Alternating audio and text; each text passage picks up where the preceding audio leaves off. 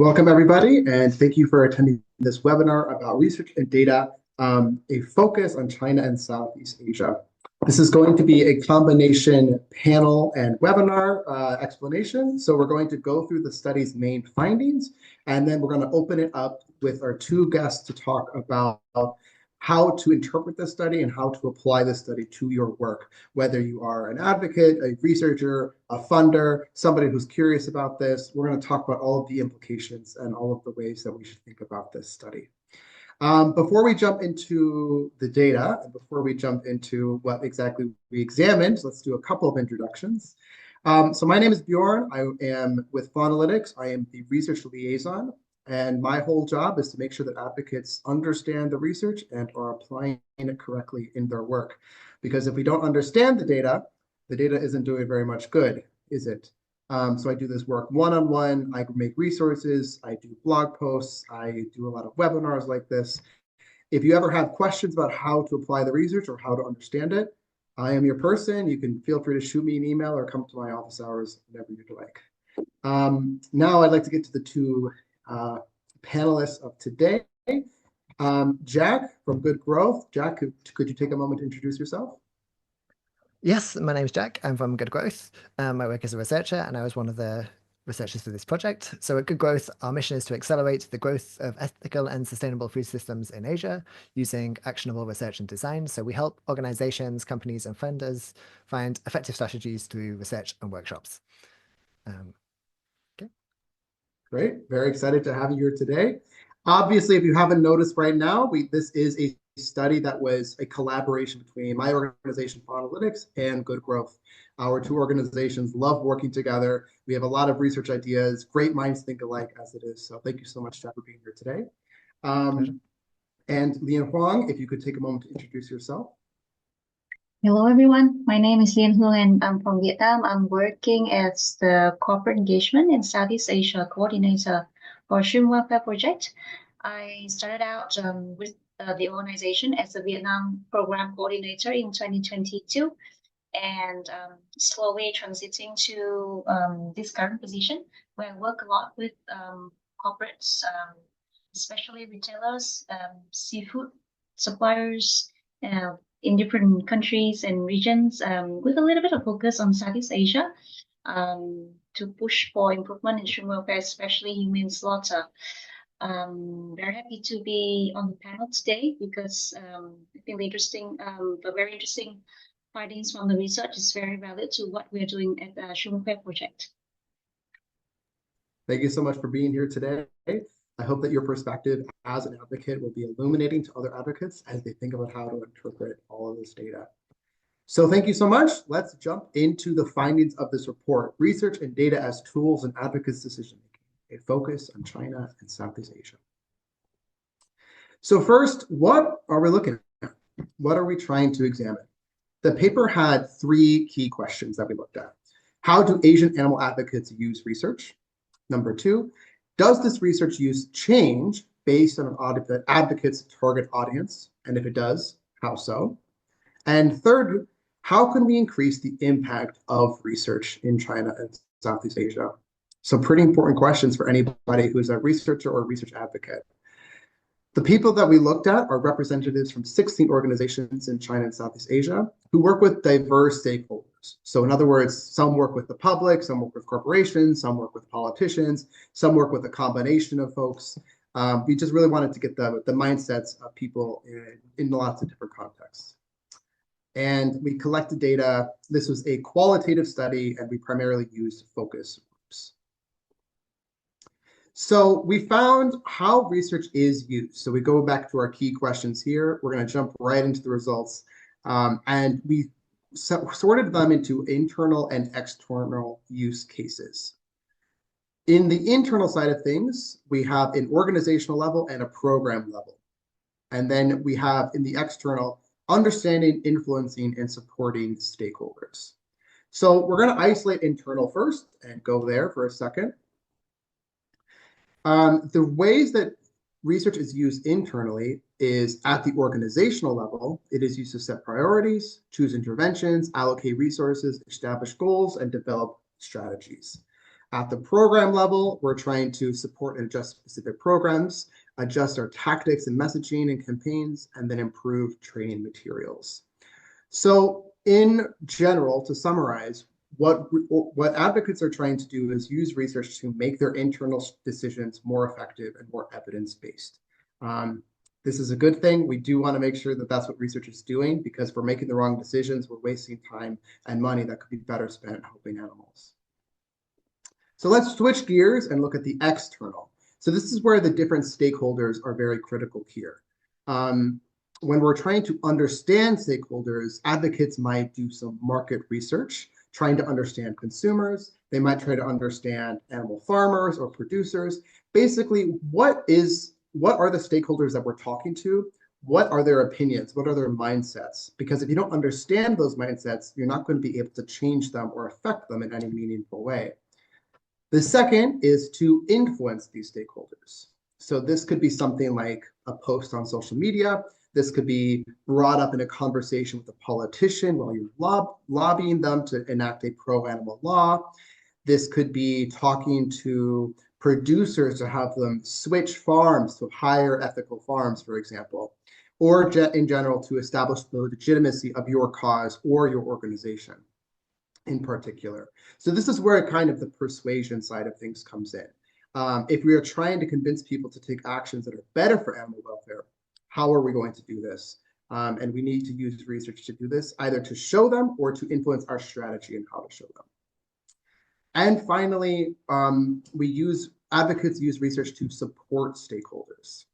So this could be about creating roadmaps, creating guidelines, creating plans, working through the options with them.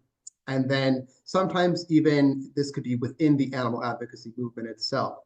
So if you're working with another organization trying to support them, this would also count as supporting stakeholders. I believe I just put the link to the full report in the chat.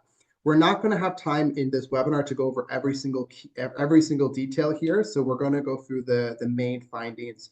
If you're really curious about this stuff, I hope you are, I encourage you to read the full paper or the link on our website for more details. But for now, we're going to go through the main findings and get to some questions with our two advocates here. Now, we're going to talk about the 4 pillars of research in animal advocacy. So this is how research should be conducted, essentially, and it needs to be localized, number 1. If research is too global or too international, it might not be specific enough to the context in which an advocate is operating, and this is especially true in China and Southeast Asia. Second, it needs to be credible. It should be academic, governmental, or from really legitimate organizations.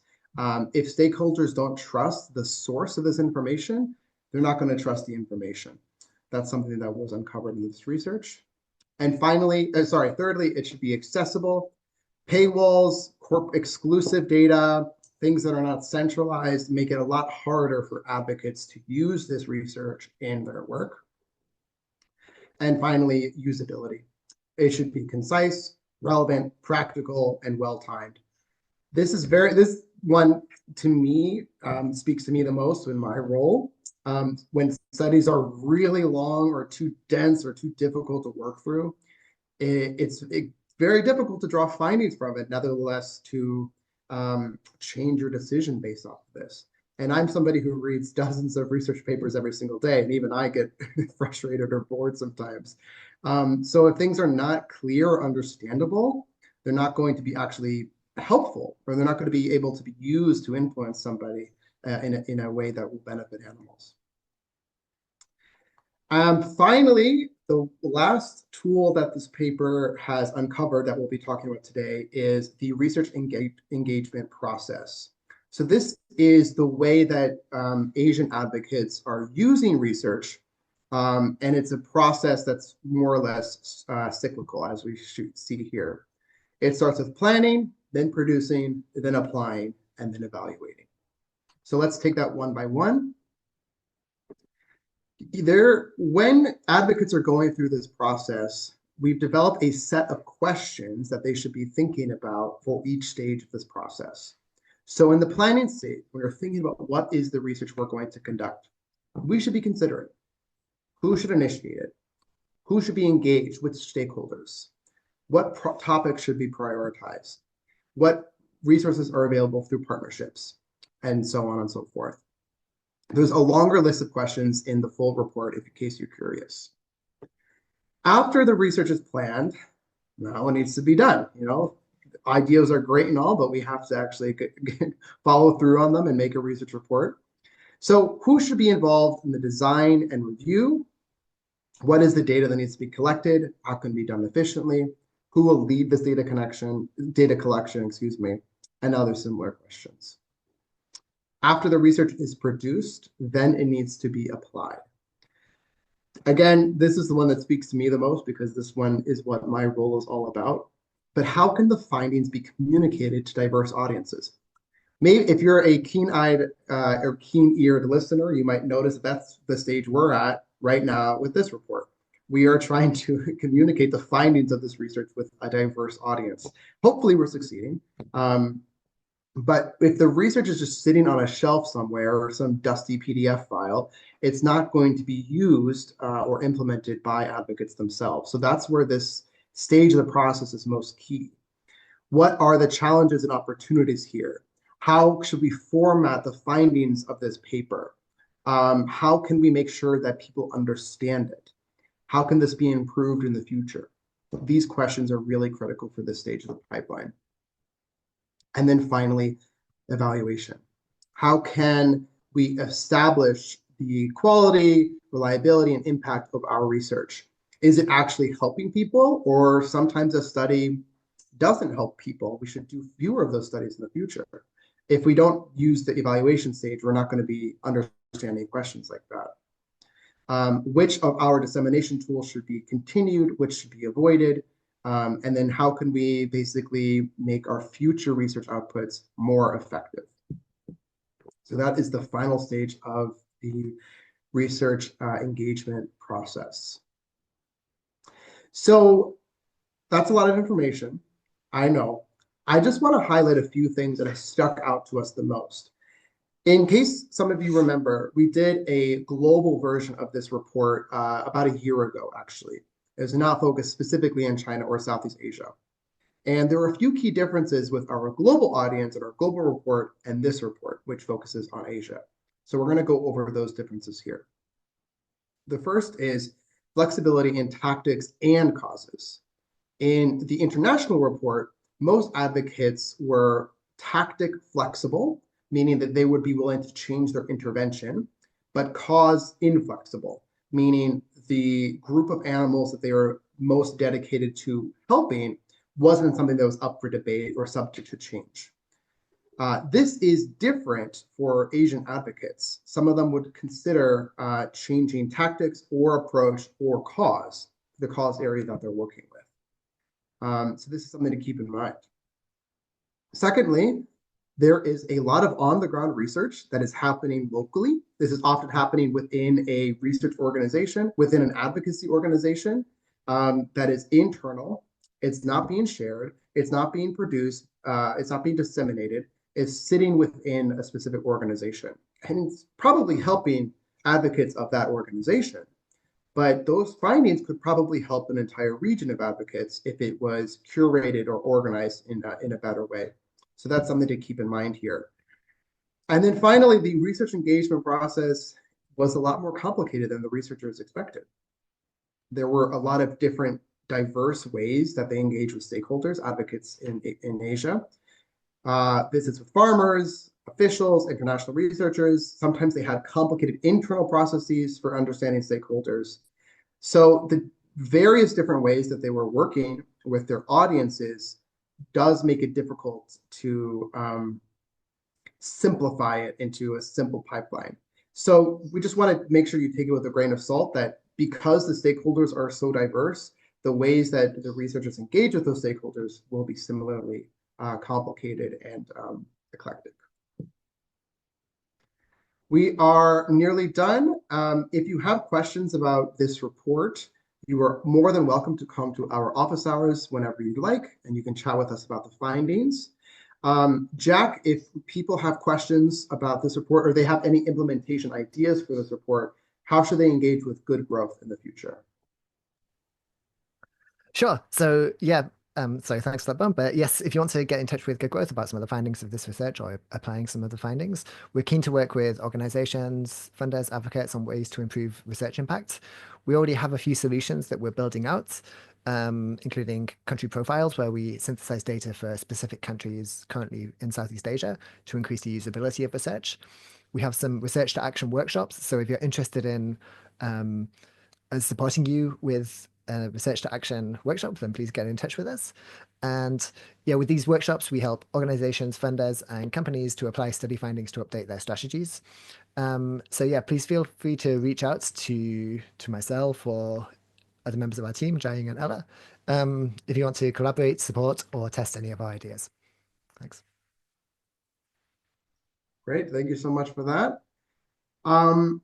So that is the paper. That is what, at least the bare bones of what the researchers found. Now, I want to talk about what, in my opinion, is more exciting, which is the implications and applications of that paper. If you have any questions, feel free to put them into the group chat. In the meantime, I might ask a question of my own that I had prepared ahead of time.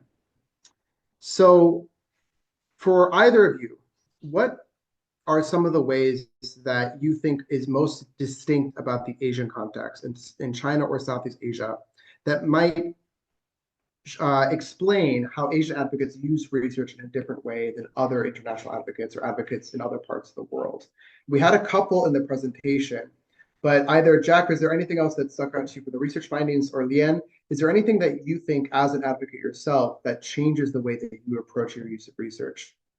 Whoever would like to take it. Yeah, I can take this question first. From the perspective of my work with Shroom Warfare project. So I started out my work with the organization in the context of Vietnam, and we were working, and we are still working on that was relatively new within the movement and to the people who are working in the industry, which is Shroom Welfare. And, a lot of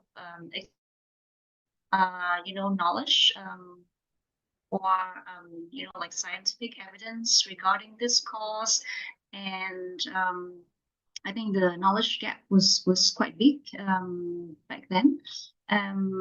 So I think for the case of Shroom Warfare in Vietnam, definitely we needed like the knowledge gap was there, and so but however, on the other hand, once these gap are addressed, it can strategically shape the work that we're doing in the country. So I think that was how I came to the work, and there was a gap of knowledge there, and we soon knew that we need to do some sort of like data collection or like assessment by ourselves, because relying purely on secondary data was not enough for us to make a decision on what we want to do about this country.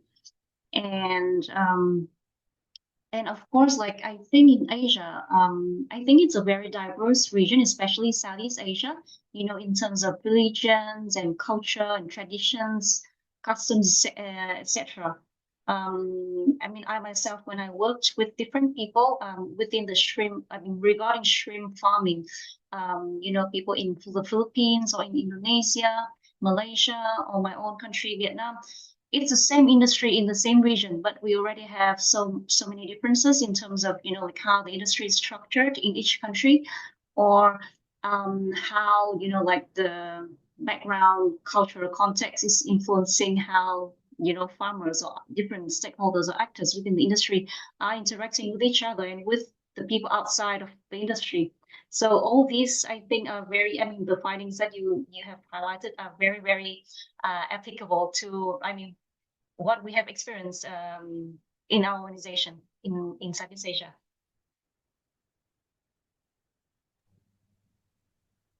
Mhm. Yeah, thanks, Liang Hong. Yeah, if I can pick up pick up that question. I think some of the ways that Asian advocates use research that seemed very different from how groups elsewhere might use research. Um, I think most importantly, when people in Asia are working with local government or like farmers, for example, there's such a huge diversity in the ways that research needs to be translated to people who would definitely not be able to understand even a very simplified report. So one super interesting example was somebody working in the Philippines who was working with farmers who did not speak English, and they had to communicate the research findings. They generated a video using local language, and yeah, this kind of thing is what I suspect that people who are producing research in the West or rich countries especially won't be thinking about when they're producing research. They won't be thinking, will this need to be translated in video format for local researchers to share with farmers or producers or local like government officials, for example. So yeah, this was one of the most interesting diverse ways that some of the advocates we spoke to use research differently.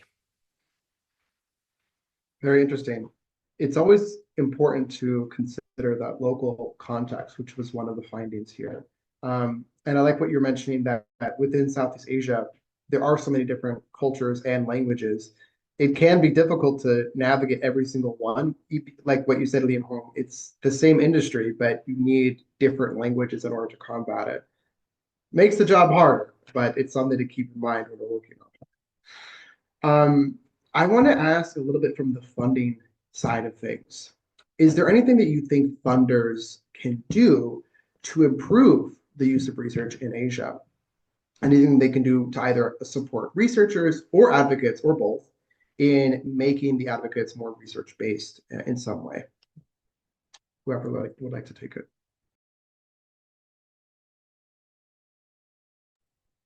I can quickly take this. Sorry, Sure. Jack, if you wanna. Yeah, just a very quick remark to Bjorn's question. So I think it would be very impactful if funders can support research that targeting new issues or like new context. Like it's the same. It can be the same issue, but if you look deeper into like the local context, or like context meaning cultural, social, economical, political, all these can have very interesting implications on how the issues is being like like how it is manifesting itself in different contexts. So I think definitely addressing knowledge gap is very important. New issues, new contexts, that would be very helpful. Mhm. Yeah, thanks. I think for me, one thing that funders could do is whenever they consider research or approve research or have some kind of program in which they support or produce research, um, thinking about these questions like how will this be localized? How will this be made usable? Um, I think this is not necessarily a complex process for funders to support researchers with. It might be a relatively simple process of making sure that lengthy reports are condensed into um, easily visualized or concise one pages that can be used with different stakeholders. Um, but I think from the funder perspective, that's definitely one thing they could consider for individual projects. And I think on a broader level, funding research infrastructure within Asia was one aspect that came up quite a lot in the focus groups. People talked about how we could generate better databases, integrate research more effectively. And yeah, I think this would be the second angle. Think about how funding could support research infrastructure on a regional or um, perhaps within many different developing countries or non-Western countries. Um, so I think this will be another useful consideration for funders. Good to know. I mean, I will never say no to more funding for research data collection, consolidation, curation. So I, I definitely concur with you on that one. I noticed in the chat that we have a bunch of audience members from both within Southeast Asia and from outside Southeast Asia. So I have one question with two different sides to it. How should advocates within Southeast Asia and China, should they be doing anything differently in regards to research use? Is there something that they could be doing better, something that some sort of lack that you notice with this research report? And then the other side of this is there anything that advocates outside of Asia could do to support them in a way? Is there some sort of thing that the quote unquote the global north or the west is dropping? Is there something that they're not doing that could support them in this way? So two sides of the same question. Whoever would like to take it.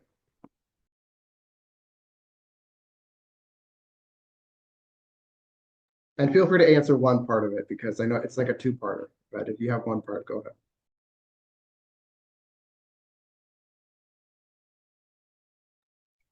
I think talking about people outside the region, meaning researchers and advocates, I can think of like maybe support in terms of infrastructure. For example, because like working on farm animal advocacy, a lot of sometimes you need to do like experiments and lab-based research, and sometimes like NGOs we don't have the facilities to do that, and especially in Southeast Asia. So I think collaborations with research institutes outside of the region has the right facility and probably technical expertise to support like these animal science kind of research that would be very helpful. And also because NGO staff, we not all of us have very strong backgrounds in research, and many of the research that we have been doing by ourselves are like based on like just our general sense of how our research can be done, but like sometimes the methodology are not solid. And so I think maybe from within and outside the region, if you can lend a hand to support us in terms of like inputs, I think that would be very important and helpful.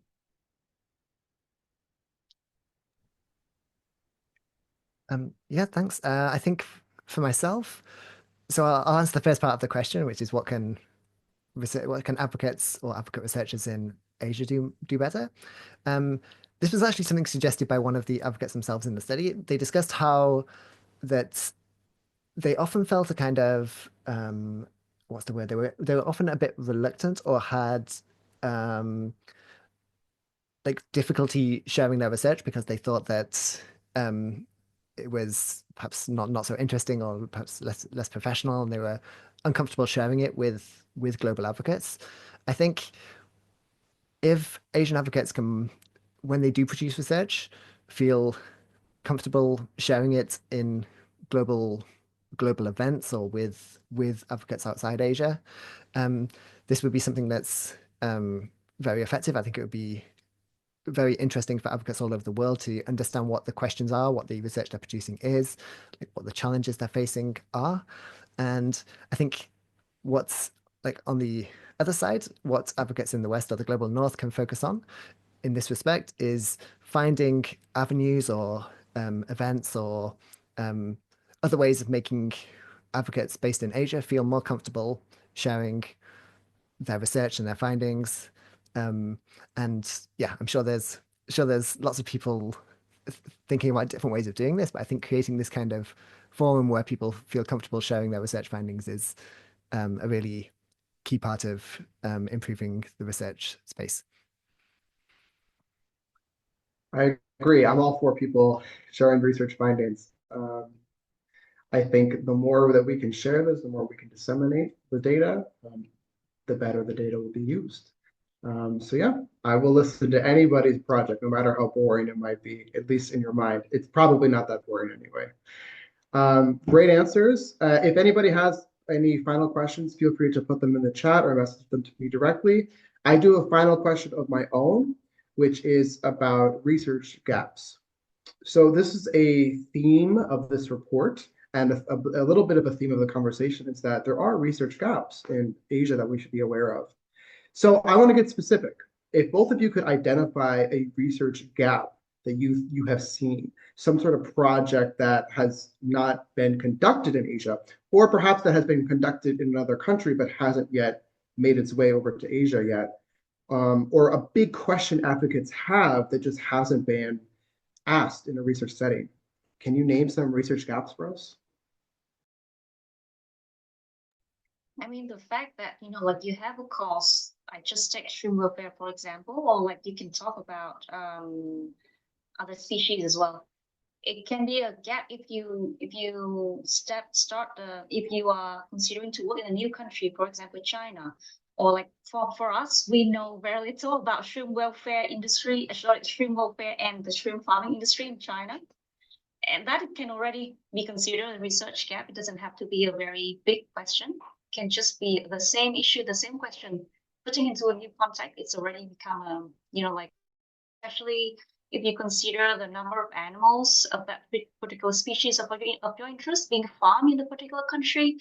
If that question is to be solved, like how the animals are living in the farms in those countries, how the industry in that particular country looks like, who are the key actors in that industry in that country, and they're linked to markets outside of the country. If those can be answered, I think those can be very impactful. Yeah, that's my take. Yeah, I very much agree with that. I think that, as you mentioned, China, there's a huge amount of research gaps in even the number of animals that are produced, like who the stakeholders we would need to engage with are if we do want to make progress supporting welfare in China. And yeah, I think generally the question of what works in these different contexts is for me the kind of the billion-dollar question. In a context where there isn't so much of a welfare movement, there isn't the experience that European and American advocates have had, how can we how can we start making an impact? How can we start building up the kind of movement that we do see in Europe and the US, in countries with very different political contexts, in countries with very different interactions between like corporates and the government and consumers. And yeah, this is a huge question, so it's obviously a huge research gap. But yeah, I think this is one thing that I think the advocacy community really needs to focus on in terms of research. Great answers. If there's any researchers listening, you have your next research project set out for you. Answer these questions and get the advocates the information they need. Okay, final question comes from our audience. How would you suggest advocates deal with policy or decision makers who don't believe their data or accuse them of bias? For example, they might say, you're an animal organization. Of course, your research suggests something for higher animal welfare. I know that sometimes this kind of accusation can be leveled against research organizations or animal advocacy organizations. How would you suggest advocates navigate this? Thank you, Lefteris. I think it's a great question. And actually, you can also experience this problem when you talk to, industry players, stakeholders. So my take would be, I'm not sure if this is like revealing the, something that shouldn't be revealed in a public event. But like one thing you can do is to do some collaborations with, research institutes, people who have more authority when it comes to research expertise, and maybe count on those people to disseminate the findings for you. Or you work with them, but like they can be the one who take the lead in disseminating these findings, so they look more credible in the eyes of these policymakers or decision makers. Second idea is to engage these very same people in your research. For example, when you conduct your research, engage them as your participants, come to them, invite them for interviews, asking for data from them, like getting reports from them, reports by the government or reports from the industry, and cite them. like very explicitly when you publish your findings. Of course, like like we are doing research and we still have to put a lot of effort in making sure that the findings are valid and reliable. I think the fact that you engage these people into the process, I think that would kind of making them have some more ownership, and they can create the credibility of the research in their eyes.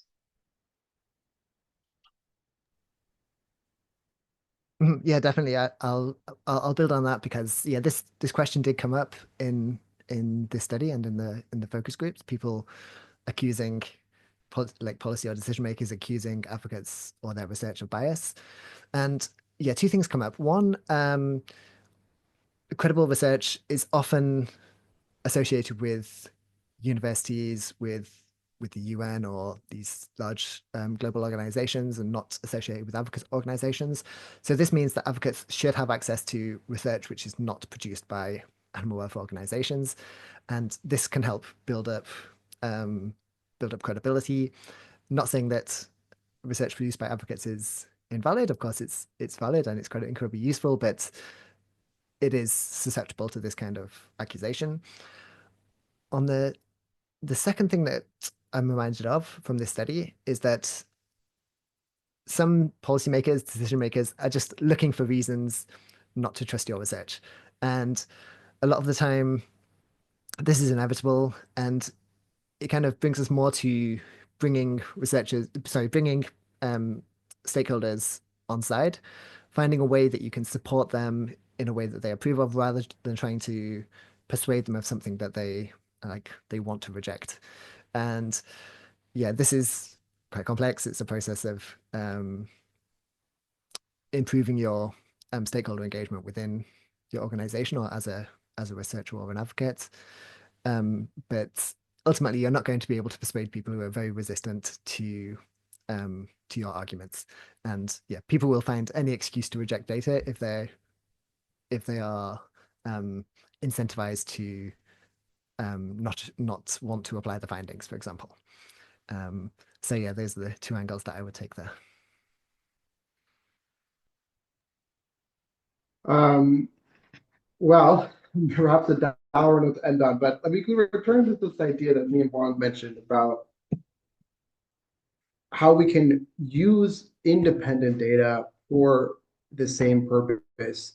And oftentimes, animal advocacy organizations will source data from independent groups within a report or an article or a blog or whatever it happens to be.